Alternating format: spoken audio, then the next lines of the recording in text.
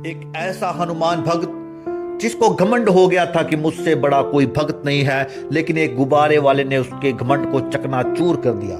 यह सुंदर सी कहानी एक हनुमान भक्त की है जो हर मंगलवार को 50 किलो लड्डू लाता, प्रभु का भोग लगा के सब में बांट देता था। लेकिन इस चीज का उसको घमंड हो गया था कि मुझसे बड़ा इस मंदिर में कोई भक्त नहीं है। एक बार अपने लड़के को बोलता है कि तुम बेटा मेरे साथ चलो, मैं तुम्हें अपनी प्रतिष्ठा दिखाऊंगा कि कैसे लोग मेरा सम्मान करते हैं। वह अपने लड़के को अपने साथ ले जाता है और जैसे ही मंदिर में प्रवेश करता है, वहां के जो सेवक होते हैं, पब्लिक होती है, वह उनको देखकर जयकारे लगाने लगती है, जय श्री राम, जय हनुमान। उसका सीना गर्व से ऊंचा उठ जाता है, उसको अभिमान हो जाता है, देख मुझे मेरी कितनी इज्जत करते हैं यहाँ के लोग। और उसके जो पुत्र होता है वह भी खुश हो जाता है कि मेरे पिताजी का कितना मान है इस मंदिर में। और उसके पश्चात वह प्रभु का भोग लगाते हैं। भोग लगाने के पश्चात जो लड्डू लाते हैं, उसका लड़का और वो दोनों मिलकर सारी जनता में बांट रहे होते हैं। जब लड्डू समाप्त हो जाते हैं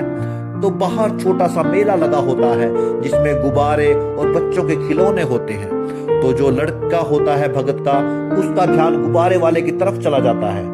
तो वह अपने पिताजी को बोलता है मुझे वो गुब्बारा चाहिए। पिताजी मना कर देता है, लेकिन वह जिद कर लेता है कि मुझे वो गुब्बारा हर हाल में चाहिए। वह रुदन करने लगता है, रोने लगता है, लेकिन जो उसका पिताजी होते हैं वह उसको हाथ पकड़कर आगे की तरफ ले जा रहे होते हैं कि चलो हम फिर दिलाएंगे तुम्हें, अभी यह वक्त नहीं है।